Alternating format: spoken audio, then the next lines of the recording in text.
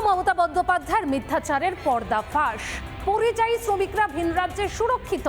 বাঙালি পরিযায়ী শ্রমিকরা বলছেন যে তারা ভিন রাজ্যের প্রশাসনের তরফ থেকে সব রকম সহযোগিতা পাচ্ছেন।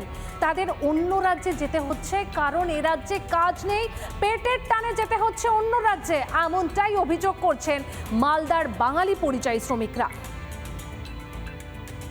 যারা কাজ করতে গেছেন দীর্ঘ 20 বছর ধরে, 25 বছর ধরে, তাদের রেশন কার্ড আছে, তাদের আধার কার্ড আছে, তাদের জমির পাট্টা আছে, কিন্তু তা সত্ত্বেও জোর করে তাদের ডিটেনশন ক্যাম্পে আটকে রাখা হচ্ছে এবং তাদের থানায় থানায় নিয়ে গিয়ে ঘোরানো হচ্ছে।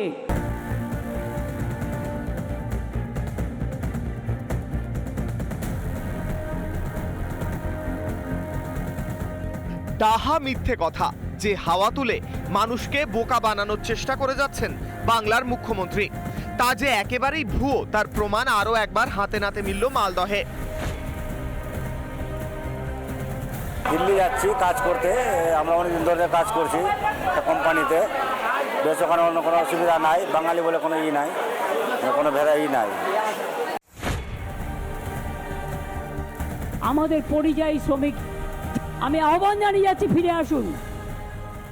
দায়িত্ব পশ্চিমবঙ্গ সরকারের। আমরা একখানা রুটি খেলে আমরা আধখানা রুটি আপনাদের দেব। 2026-এর বিধানসভা নির্বাচনকে মাথায় রেখে সবটাই যে তৃণমূলের চাল তা বুঝতে বাকি নেই কারুর। দেখেন এখানে তো কাজকর্ম নাই, তো এখানে থেকে কি করব, তার জন্য বাইরে যাওয়া হচ্ছে আমাদের। ওখানে গেলে যা হোক আমাদের ফ্যামিলি সব ভালো থাকে, সেরকম কোনো বাঙালি বলে কোনো আলোচনা নাই, কোনো ইয়েও নাই। আমাদের তো সব প্রোটেকশন ভালো আছে, কোম্পানি ভালো দেখছে।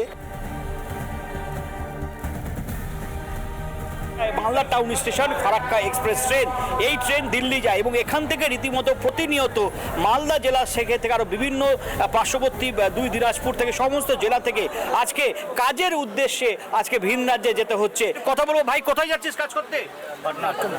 পাটনা। কোথায়? পাটনা। কাশিমপুর। কত বছর ধরে বাইরে থাকিস? মোটামুটি 3 বছর। কেউ 10 বছর, কেউ 15 বছর, কেউ আরো বেশি। সকলের মুখেই একই কথা, বাইরের সম্মান সহযোগিতা দুটোই পাচ্ছেন, মোটের ওপর ভালোই আছেন। না না, এর থেকে অনেক ভালো, অনেক ভালো। এখানে কাজকর্ম নেই, কি করবো, বেকার সব আমরা। আর আমরা যা কাজ করি এখানে তো ওইরকম কাজ পাবো না। এখানে দিদি মিথ্যে কথা বলছে। আমরা তো ওখানে অন্ধ্রপ্রদেশে কাজ করে এসেছি, প্রায় ওখানে কয়েক লক্ষ আমাদের পরিযায়ী শ্রমিক আছে, কেউ বলতে পারবে না যে কারুর গায়ে হাত দিয়েছে।